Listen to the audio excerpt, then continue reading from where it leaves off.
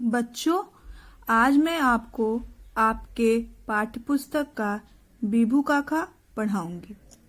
बच्चों, इस पाठ के माध्यम से आप यह सीखेंगे कि हम चाहे दुनिया के किसी भी भाग में रहकर शिक्षा प्राप्त करें या जीवन व्यतीत करें, परंतु हमें अपने देश से प्रेम अवश्य होना चाहिए तथा तन मन धन से अपने देश के प्रति समर्पित होना चाहिए, जैसे कि बीबू काका थे।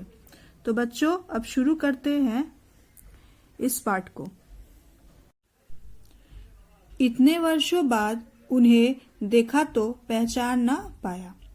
ऊपर से नीचे तक बीबू का एकदम बदल गए थे। पहले कोट पैंट पहना करते थे, टाई लगाना भी नहीं भूलते थे, जूते भी चमचमाते हुए होते थे, किंतु अब बीबू का कुछ दूसरे ही लगते थे। एकदम बदले बदले खादी का कुर्ता पजामा, साधारण सी चप्पलें, सिर के बाल भी छोटे छोटे। लगता था ये बीबू का को कोई और है।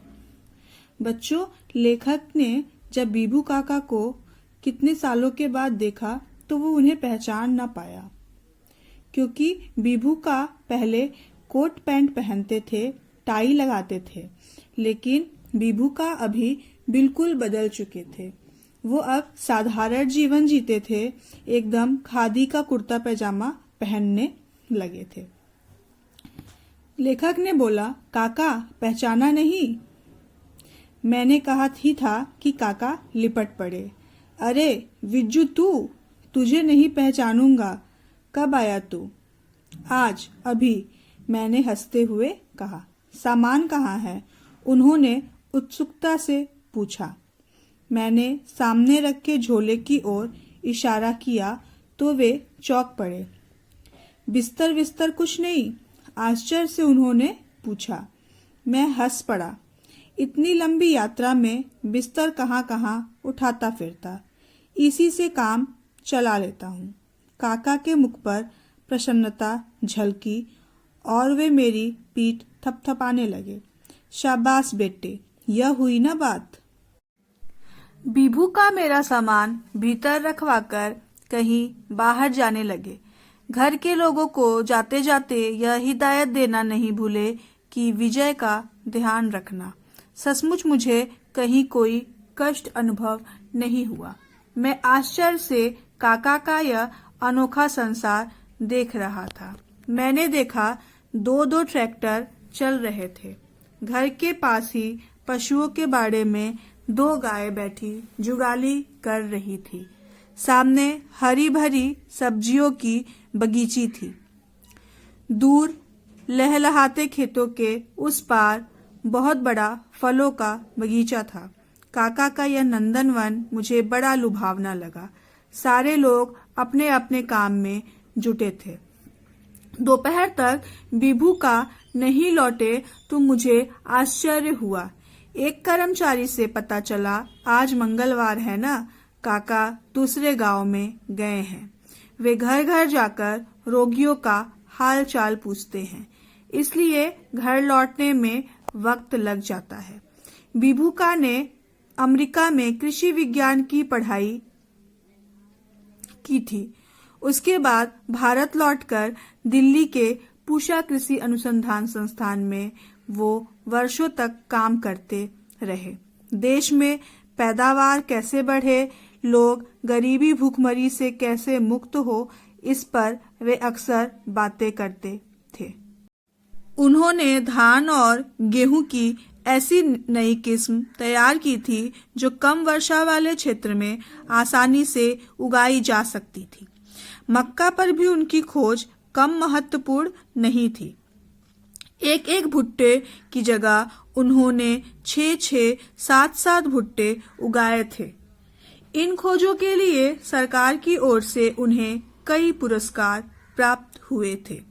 अक्सर वे यूरोप, अमेरिका की यात्रा पर निकल जाते थे, वहां बड़े बड़े भाषण दिया करते थे। सफलता उनके कदम चूमती थी। विदेश में बसने के लिए उन्हें वहां की सरकारों ने बड़े बड़े प्रलोभन भी दिए थे, किंतु काका को तो अपना देश ही प्यारा था। अपने ही देश के किसानों की सेवा करने की उन्होंने ठान ली थी। काका अब पूरी तरह बदल चुके थे, एकदम किसान बन गए थे। यहाँ कैसा लगता है आपको? ना सिनेमा हॉल है, ना बड़े बड़े होटल क्लब। लेखक ने यह बात बिभू काका से पूछा।